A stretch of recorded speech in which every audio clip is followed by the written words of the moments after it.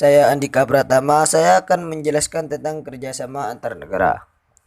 Kerjasama antar negara diartikan sebagai hubungan kerjasama yang dilakukan oleh dua atau lebih negara merdeka, berdaulat untuk mencapai tujuan tertentu. Bentuk kerjasama ini saling menguntungkan antara negara satu dengan negara yang lainnya. Kerjasama ini bisa bilateral maupun multilateral. Kenalkan, nama saya Randi Dwi Prasetyo. Di sini saya akan membahas tentang bentuk kerjasama internasional dan manfaatnya bagi negara. Di setiap negara tentu membutuhkan negara lain. Hal itu agar negara tersebut bisa membuat penduduknya tetap hidup sejahtera. Dan juga tidak pernah ada negara yang dapat bekerja serta membangun negaranya itu secara mandiri tanpa membutuhkan bantuan dari negara lain sedikit pun. Maka dari itu, di setiap negara mempunyai hubungan atau melakukan kerjasama kepada negara lain. Kerjasama internasional adalah kerjasama yang dilakukan antara dua negara atau lebih. Kerjasama internasional mempunyai tujuan utama yakni agar saling memperoleh keuntungan dan juga saling menguntungkan di antara kedua negara tersebut, tetapi juga tetap mematuhi pedoman politik ekonomi dari negara yang sedang menjalin kerjasama. Agar suatu negara bisa meningkatkan potensi perekonomiannya juga termasuk tujuan kerjasama internasional. Bilateralisme, hubungan bilateral, hubungan dua arah, hubungan dua sisi, hubungan dua pihak, atau hubungan dua arah. Bilateral relation atau bilateralisme adalah jenis hubungan yang melibatkan dua pihak. Biasanya hal ini digunakan untuk menyebut hubungan yang melibatkan hanya dua negara, khususnya suatu hubungan politik, budaya, dan ekonomi di antara dua negara. Kebanyakan hubungan internasional dilakukan secara bilateral dan multilateral, misalnya perjanjian politik, ekonomi, pertukaran tumpang, dan kunjungan antara negara. Alternatif dari hubungan bilateral adalah hubungan multilateral yang melibatkan banyak negara, dan unilateral ketika satu negara berlaku semuanya. Kerjasama multilateral adalah kerjasama yang diselenggarakan oleh bangsa-bangsa di dunia tanpa memandang wilayah untuk kepentingan tertentu. Kerjasama regional adalah kerjasama antara negara-negara di kawasan yang melibatkan lebih dari dua negara. Kerjasama subregional merupakan kerjasama yang mendukung percepatan pertumbuhan ekonomi di kawasan regional.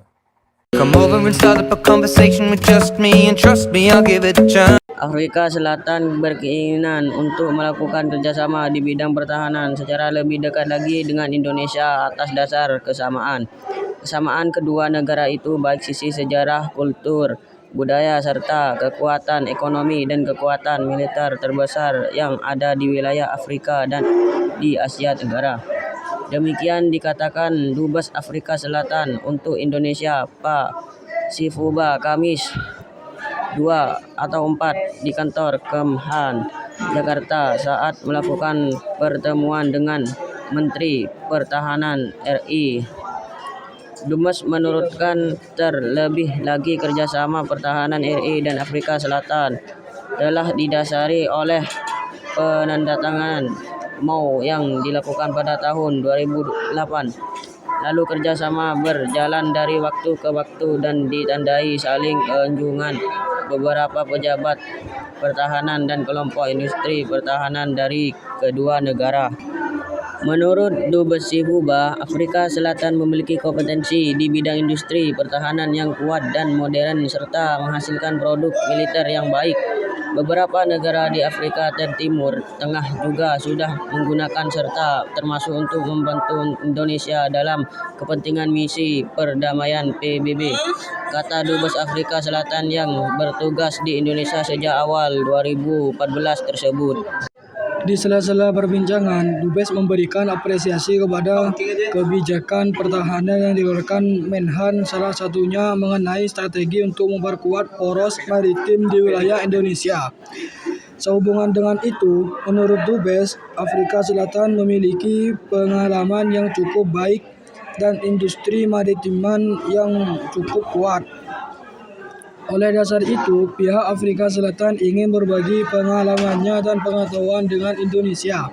Pada kesempatan pertemuan tersebut, Dubes Sifuba menyampaikan kepada Menhan bahwa Presiden Afrika Selatan Jacob Zuma direncanakan akan melakukan kunjungan kenegaraan ke Indonesia dan ikut hadir dalam Konferensi Asia Afrika ke-60 yang diselenggarakan pada tanggal 19 sampai 24 April 2015 di Jakarta dan di Bandung.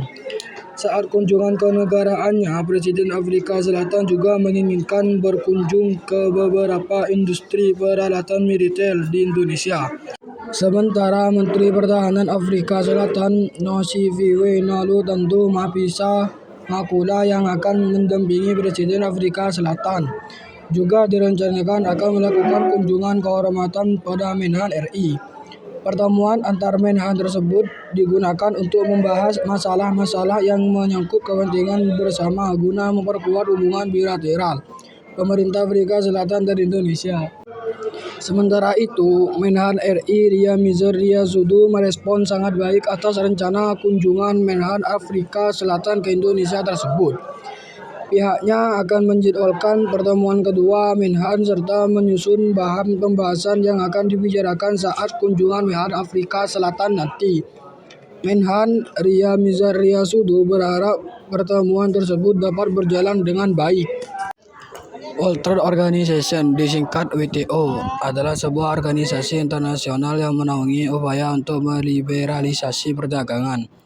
Organisasi ini menyediakan aturan-aturan dasar dalam perdagangan internasional, menjadi wadah perundingan koneksi dan komitmen dagang bagi para anggotanya, serta membantu anggota-anggotanya menyelesaikan sengketa dagang melalui mekanisme yang mengikat secara hukum. Organisasi ini didirikan pada 1 Januari 1995 dengan tujuan untuk mengurangi tarif dan hambatan perdagangan lainnya yang diharapkan akan memajukan ekonomi dan meningkatkan taraf hidup masyarakat. Pada dasarnya, International Monetary Fund atau IMF adalah organisasi internasional yang bergerak di bidang keuangan dan seringkali memberikan pinjaman dana kepada negara-negara anggota yang membutuhkan bantuan. Peran organisasi IMF adalah organisasi yang berada di tengah sistem moneter internasional seluruh dunia. Sistem tersebut diantaranya pembayaran dan juga nilai tukar mata uang, serta menjadi sumber dana untuk permasalahan neraca negara. Markas besar IMF berlokasi di Washington DC, Amerika Serikat. Saat ini, anggota IMF terdiri dari 189 negara seluruh dunia. Di antaranya, terdapat 24 direktur eksekutif. Hingga sekarang, IMF telah memberikan bantuan mencapai 1 triliun bagi negara anggota dengan lebih dari 40 perjanjian pinjaman. Berdasarkan catatan dari International Monetary Fund, dari total negara peminjam tersebut, Ukraina, Portugal, Yunan, dan Pakistan menjadi negara dengan total pinjaman terbanyak. Data diambil per September 2017. Hingga sampai tahun 2010 lalu, jumlah cadangan dana yang telah dikantongi IMF adalah sekitar 470,8 miliar atau setara dengan 6,73 kuadriliun bila dinilai dari nilai tukar pada tahun tersebut. Perserikatan Bangsa-Bangsa disingkat sebagai PBB. Dalam bahasa Inggris, United Nations, disingkat UN, adalah organisasi internasional yang didirikan pada 24 Oktober 1945 untuk mendorong kerjasama internasional.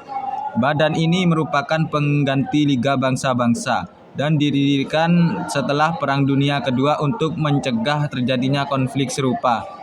Pada saat didirikan, PBB memiliki 51 negara anggota dan saat ini terdapat 190 anggota PBB.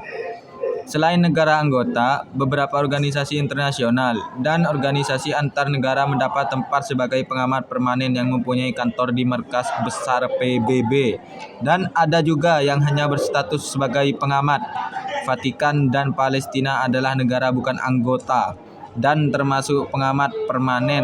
Tahta Suci Vatikan mempunyai wakil permanen di PBB, sedangkan Palestina mempunyai kantor permanen di PBB. Come over and start up a conversation with just me, and trust me, I'll give it a chance. Now take my hand, stop it, and the man on the jukebox, and then we start to dance. And now I'm singing like, girl, you know I want your love. Your love was handmade for somebody like me. Come on now, follow my lead. I may be crazy, don't mind me. Say, boy, let's not talk too much. Grab on my waist and put that body on me. Come on now, follow my lead. Come on now, follow my lead. Come over and start up a conversation with just me, and trust me, I'll give it a chance. Now take my hand, stop it, and the man on the jukebox, and then we start to dance. And now I'm singing like, girl, you know I want your love. Your love was handmade for somebody like me. Come on now, follow my lead. I may be crazy, don't mind me. Say, boy, let's not talk too much. Grab on my waist and put that body on me. Come on now, follow my lead. Come on now, follow my lead. Come over and start up a conversation with just me, and trust me, I'll give it a chance. Now take my hand, stop it, and the man on the jukebox, and then we start to dance. And now I'm singing like, girl, you know I want your love. Your love was handmade for somebody like me. Come on now, follow my lead. I may be crazy, don't mind me. Say, boy, let's not talk too much. Grab on my waist and put that body on me. Come on now, follow my lead. Come on now, follow my lead.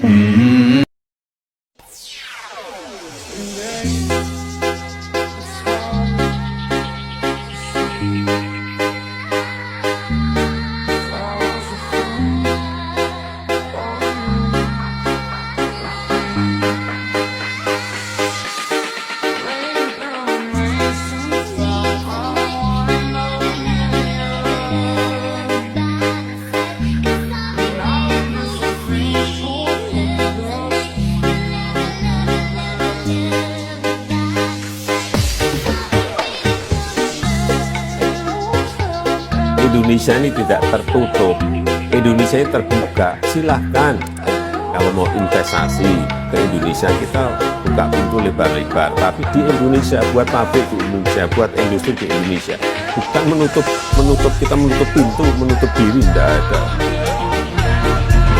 Kita bisa mendapatkan dari situ pajak, PPh badan maupun PPh karyawan, PPN, royalti, dan ekspor PNBP. Hitungan terakhir kita di angka 14,1 triliun. Dari situlah, dari penerimaan pajak dan PNBP itulah ini akan memberikan penerimaan negara, pendapatan negara yang WTO rancang pajak nikel ini ketentuannya. Dan dibalik-balik, logikanya di mana? Kita tidak mau pengusaha yang punya smelter di sini itu semaunya ngatur harga. Pemerintah yang akan mengatur harga itu supaya pemilik smelter tadi itu juga pemilik UP tadi juga memasok tadi ke smelter ini dengan harga yang sangat sederhana. This allows me to clarify once again. Our guidance here is very clear. If this is not foreseen in the contract, to pay in rubles is a breach of our sanctions. We have around about 97% of all contracts that explicitly stipulate payments in euros or dollars. So it's very clear.